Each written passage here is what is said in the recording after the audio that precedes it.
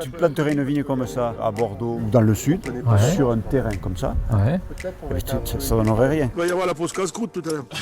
Ça, c'est très important. Vous avez le droit de goûter, hein. Ça va pas se voir.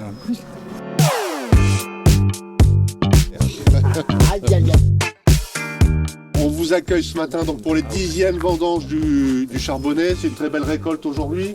Plus importante que les récoltes que vous avez eu à voir les années passées, pour ceux qui ont l'habitude de venir ici. On vous invite aussi à faire bien attention, parce que c'est précieux quand même. On peut perdre l'équilibre dans les rangs, là, c'est pentu. Donc vous retenez pas aux grappes, tombez. Ni au saut. Ni au saut.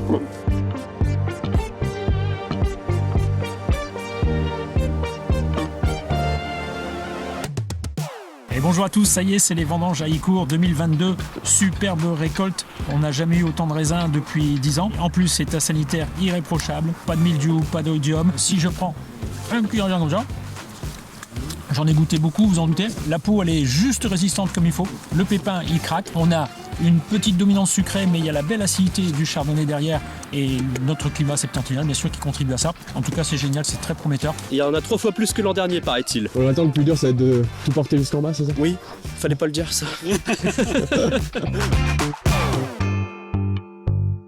Autre chose fondamentale sur ce terril, comme tous les grands terroirs, vous savez certainement que ces terrils sont des sols recomposés par l'homme, de l'exploitation minière pendant des décennies, et ce qui fait qu'il y a une certaine diversité. Néanmoins, le sol dominant, c'est le schiste, vous voyez, schiste carbonifère, ou schiste feuilleté, mais il y a aussi le grès. Et le grès, on a ce qu'on appelle une composition un petit peu micasse, donc on a vraiment ici un terroir, on peut dire volcanique, et c'est cette diversité qui va contribuer à ce qu'en dégustation des vins, on ait des vins qui aient une image un petit peu mentale, un peu plus chaude, vous voyez, et surtout que les textures de bouche vont être très fines, très glissantes. Les textures, c'est ce qui va nous permettre aussi d'envisager des accords particuliers. Donc on sera plutôt sur des accords sudistes, vous voyez, de la cuisine à l'huile d'olive, avec pourquoi pas la pêche des poissons du Nord, mais plutôt le haddock. Ça, c'est un accord incroyable sur le blanc charbonné.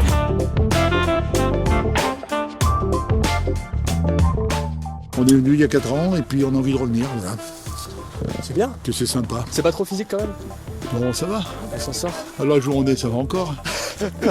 Et vous aviez déjà goûté au charbonnet alors? Ah oui. Ah oui, quand même. Ah oui. C'est très bien fait. Et c'est vrai que c'est excellent. Ça rivalise des grands vins blancs. C'est la première fois. C'est la première fois? Oui, pour moi Et pourquoi vous êtes... pour toi aussi? Et là, on est sous le soleil. Ça fait plaisir. C'est toujours sympa, une bonne matinée comme ça, pour faire découvrir le métier à ma fille. Et comme c'est sur nos terris, on en profite. Et qu'est-ce que tu penses alors des vendanges? Moi j'aime bien, parce que j'aime bien chercher, trouver, voilà, j'aime bien. Okay. Et goûter aussi. Et goûter, ouais, c'est ce qu'on n'a pas dit, mais goûter aussi. Oui. Ça fait longtemps que vous faites les vendanges ici? Oh, c'est bien la 6e fois, je crois. On est bien ici en haut. Le plus dur, c'est de monter.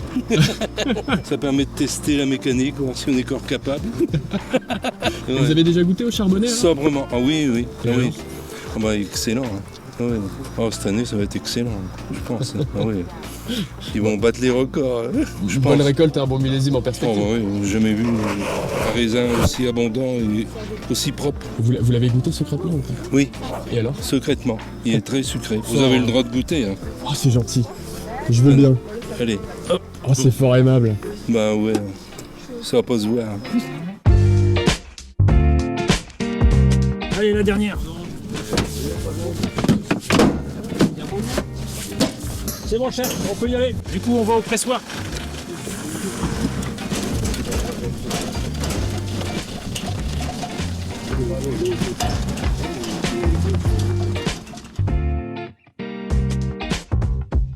Alors après réception des cagettes de vendangeurs, l'acheminement ici jusqu'au centre de pressurage, nous avons une première étape qui consiste à séparer les raisins de la rafle. Et c'est un système, vous savez, la moulinette à gruyère qui tourne comme ça. Et donc ce système permet de séparer les billes, entre guillemets, de la rafle. À partir de là, toutes les billes sont mises dans une cuve.